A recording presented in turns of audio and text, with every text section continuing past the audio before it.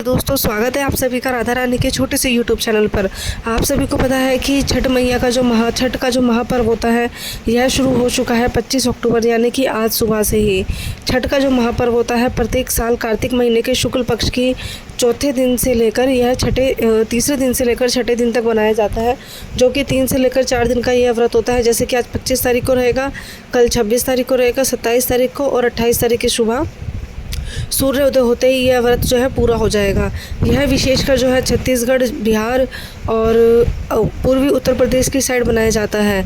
छठ का जो महापर्व होता है ये एक संयम का, समृद्धि का, एक इंतज़ार का, विश्वास का, आस्था का प्रतीक होता है। दूर दूर देशों में रहने वाले जो प्रवासी हैं छठ पर्व पर जाते हैं अपने घर छठ माता का आशीर्वाद लेने के लिए, और जो उनके घर की माताएं बहनें होती हैं, उनकी बीवियां होती हैं जो छठ का पूजा का व्रत रखती हैं, वह इसी उम्मीद से यह व्रत रखते कि हमारे घर का सदस्य आएगा अपने घर की सुख शांति समृद्धि के लिए, बच्चों के कल्याण के लिए। तो दोस्तों आप सभी को पता है कि मैं आपके लिए जो वीडियो लेकर आती रहती हूँ, कोई भी व्रत जो होता है बिना कथा के अधूरा होता है। तो आज हम सुनने जा रहे हैं छठ मैया के व्रत कथा की।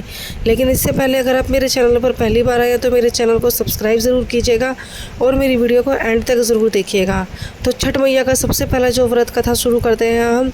एक बार की बात है, एक राजा प्रियवंत था, उसकी जो धर्मपत्नी थी वह कभी भी गर्भवती नहीं बन पाई थी। उनकी शादी को बहुत लंबा समय हो चुका था परंतु वह गर्भवती नहीं हो पाई थी। और जैसे तैसे काफ़ी सालों के बाद, काफ़ी कोशिशों के बाद, काफ़ी इलाज कराने के बाद जब राजा प्रियवंत की पत्नी जो धर्मपत्नी थी वह गर्भवती हुई तो उनको 7वें ही महीने में एक मरे हुए पुत्र की उन्होंने जन्म दिया, जिससे कि उनको बहुत ही ठेस पहुँचा और बहुत ही दुख हुआ उनको।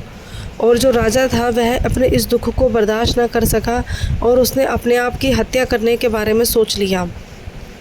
जब राजा अपने हत्या करने के लिए यानी कि आत्महत्या करने जा रहा था, अपने जीवन को समाप्त करने जा रहा था नदी तालाब के किनारे, तो वहीं पर कार्तिक शुक्ल पक्ष की छठी का दिन था।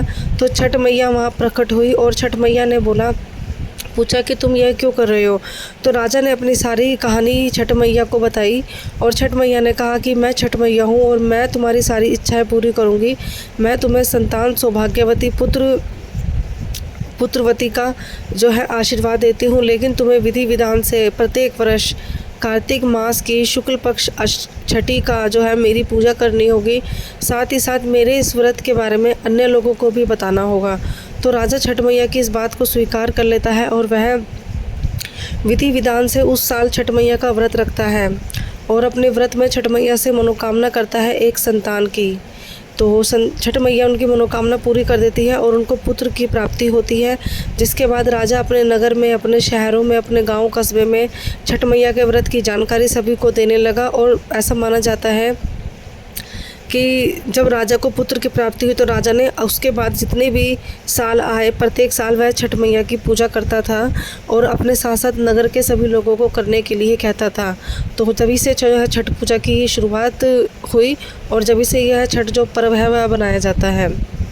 इसी के साथ साथ जब एक दूसरी कथा है जो कि सतयुग की है, जब भगवान राम और माता सीता रावण को मार कर वापस आए थे अयोध्या वनवास लौटकर 14 वर्ष के बाद, तो उन्होंने अपने उनको भगवान राम को और माता सीता को अंदर से इस बात का बहुत दुख था कि उनके हाथों से एक ब्राह्मण की हत्या हुई। रावण चाहे कितना भी खराब था लेकिन था तो वह ब्राह्मण ही।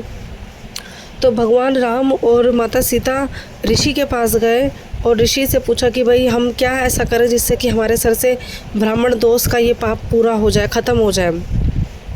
तो ऋषि ने उनको बताया प्रत्येक महीने की शुक्ल पक्ष की पंचमी के दिन जब भी तुम सूर्य देवता की पूजा करोगे, पंचमी के दिन तुम्हें ढलते हुए सूर्य की और छठी के दिन उगते हुए सूरज की तुम्हें पूजा करनी है। सूर्य देव की आराधना करोगे तो तुम्हारे सारे ही पाप मुक्त हो जाएंगे। तो भगवान राम और माता सीता ने उसी हिसाब से कार्तिक महीने के शुक्ल पक्ष की पंचमी या छठी के दिन ढलते हुए सूर्य की और उगते हुए सूरज की पूजा करी और अपने पाप की माफ़ी मांगते हुए क्षमा याचना मांगी। तो ऐसा माना जाता है तभी से ही छठ मैया का जो पर्व है वह शुरू हो चुका था और छठ मैया का जो व्रत है वह रखा जाने लगा था।